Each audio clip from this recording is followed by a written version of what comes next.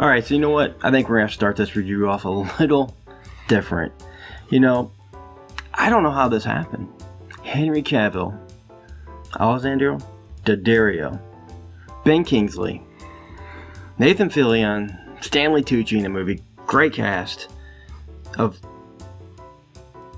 what the hell did I just watch? Yeah, I don't know. Because I would normally start this review off by talking about the movie, giving a little brief summary, but I honestly don't know what I just watched. No, you saw 2 movies? 3 movies? They're all smashed together? This felt like a really long TV series. Yes.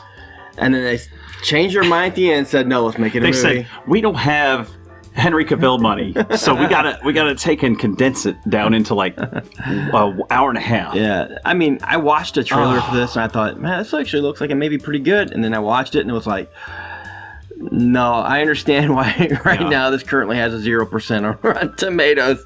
At an hour and 38 minutes, it felt like an eternity. Yeah. I was so bored through some of it. Oh, it was just mind-numbing. It was the editing, man. Oh, okay. God. Can you explain what the basis of the story is? Basically, there's a couple storylines here. You got 2 individuals, Ben Kingsley and his protege, who've been lopping off the balls of sexual predators. Henry Cavill is a cop who catches them after a botched attempt, who instead of arresting them, recruits them to help solve a bigger case of a man who's been holding women captive in his basement. But when he arrests this guy, he finds out that he's mentally handicapped. And then you got Alexandra Daddario, a psychologist, enlisted to get through to this guy. When the crimes keep getting committed on the outside, they rush to find the answers. I'm going to put this up there with Replicas as one of the worst movies I've seen this year. Yeah, this is definitely one of the worst. This was really bad. I think it was the editing? Because that's what I feel like, because the editing, the sound was also messed up. Sound was awful. It was going up and down. Anytime they have a big tense scene, the sound goes way up. They did it on purpose. I mean, you're basically messing with a remote control the whole time, up and down, up and down. And then you got the editing team, which is just all over the place. They'll have one scene that just goes right into another scene that makes no sense. Right. You know, like you said, they'll be in the hospital and then they'll be in a forest. And then they'll be in a forest. And it's the same people that were just in the hospital. Yeah. Kingsley will be at one place, then all of a sudden he's in a car. Yeah. And it's like, what the fuck? What just happened? The tone of this movie is just up and down, and the pacing is a mess. So, if we're going to list some of the negatives here, because this is going to be a short one, it would be the plot, the pacing, the acting. The whole movie, man. The cinematography was downright crap. Well, here's the thing. That was actually, to me, one of the better parts that this movie had. And it's really the only thing I can bring out of it. Is that it was just dark. Like... it feels like the movie had production value. It did feel like they put a little money into it. That part, yeah. But it's like I said, it feels like a 6-hour movie that got edited down to an hour and a half. It's just the problem we have with this character. The main character of the story is so unlikable. Henry Cavill is so... he starts off the movie by just walking around yelling at people. Well, he's pissed off all the time. He's just mad. He seems like he's just angry. And the ending makes no sense.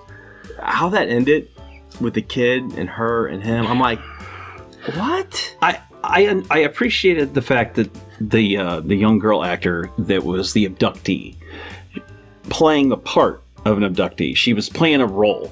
I liked her character. I like how she was a great actress in this. I will say she did a good job. As far as acting, it was fine. Because, like I said, Henry Cavill, Ben Kingsley, they're all good actors. They just didn't have anything to work with here. Yeah, I mean, I don't know. Some of them just, Henry Cavill just felt like he was phoning it in. And the weird part is, a couple of them did. I honestly saw the trailer. I saw kind of about what the story was going to be in the trailer. And I don't know how you mess up a story like this. You got Henry Cavill, like I said, Ben Kingsley. Yep. You know, and you have this story that isn't really that bad. It could have been so much better. And they bounce from one scene to the next. So the moment they're talking about like, they're wanting to trying to find where these girls are hidden. In the next moment, they're in a bedroom talking about their feelings and how he doesn't want to be a cop. There's this side plot where he's trying to get back together with his daughter, connection-wise, but he doesn't even look at her. When they're in bed, like having a talk, she's talking to him, and he's just looking at the ceiling, acting like he doesn't give a shit. And there's also moments of time in this movie where certain actors, say like Kingsley, he just disappears for like 20, 30 minutes. Well, yeah. And then he comes back, and then he disappears for 15 minutes. They filmed all of the scenes back. probably one day. I think they had a budget, and they didn't want to... He was a little beyond their budget, because you could tell he's in and out. Even Cavill, I feel like you're in and out of this movie. Now, there was a lot of Alexandra Daddario. Yeah, let's talk about her. She looked good. Yeah, as she's always. She's gorgeous. Love her I eyes. feel bad for her in this role because she had a weird character that... I mean, she was all over the place. Well, let's just think about that time when she's in the room with basically the psycho. Serial killer. Yeah. And there's a sequence of events that happens. I don't want to spoil it. I thought it was a dream sequence. But it's like, what the is going on? Yeah. Why would understand. anybody... Nope. I guess she was supposed to be like kind of like a psychologist. Yeah. Why would any psychologist... How would that be any kind of method to get through to somebody? It was like, hey, look at, my body. And she was trying to seduce him. And it was like really weird and unprofessional. It was like, they wouldn't do that. Like that's where the tone comes in. It's just all over the place. Yeah. I don't know. It was just a lot of weird stuff like that. Are there any good parts? Yes. There has a few good scenes. I like the idea they're trying to talk about abductions. I like the idea that they're trying to get that point across. That kids... Mindhunter's the same way. Instead of seeing this, watch Mindhunter. Yeah, I was thinking Netflix. It does have a little bit of Mindhunter in there. They tried, but you can't... It didn't. They failed because it felt pushy and forced. You know what's funny? You know what? They made every guy out to be an asshole in this. Because I was like, I feel like this was a series. But think about it. They could have been like, oh, let's make a Mindhunter series. Been a Mindhunter. And then they looked at it and they said, not going to work. Make it a movie. Cut it down to an hour and a half. Because nothing here... None of these scenes, none of these cuts, they don't go together. No, and it's like they're trying... It's like they took 2 or 3 different movies or episodes and just cut them up and put blocks of them together. Yeah. And that's how they formed the whole thing. I have to say it. This movie was so bad, even Nathan Fillion said, fuck it, I'm out. He exited the movie in the best way. Yeah. He was like, quickly. What the hell is this? And he just, boom, gone. So... Spoiler there, but... but it's worth it. Yeah, I mean, it's like he was like, yeah, this isn't for me. Yeah, he's I'm out.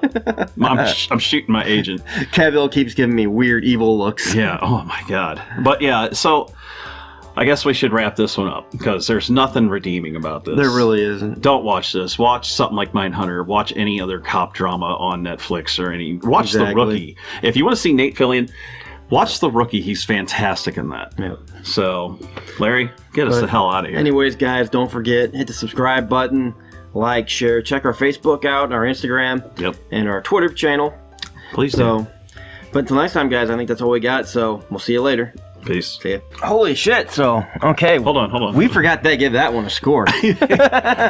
Sorry. A movie's so bad, we didn't want to score it. We completely skipped that over. So, Larry, what would you give this movie? I'm going to go ahead and give this one an F. An F? To me, this is a straight fail. It just has nothing really? good. Okay. Yeah, I mean, this may be worse than Replicas. Compared to Itsy Bitsy, which one? Oh, God, that's going to be close. You're going to have to watch Itsy Bitsy to find out. That's right. That's coming up. That's going to be next. Check it out. I would have to give this a D+. D+. I appreciated some of the actors. I appreciated the story idea. And some parts of it I actually enjoyed. I like seeing them go after the predators and things. Yeah. But other than that, it was a waste. And to me, the way they went after the predators... It was kind of stupid in the end. There was nothing to it. No. It was just so... Like I said, the editing sucks. Yeah. The acting, it's really bland. And... Yep. For me, it's an F. All right. D+ and an F. All right. Another good start to the evening. Now, hit our outro.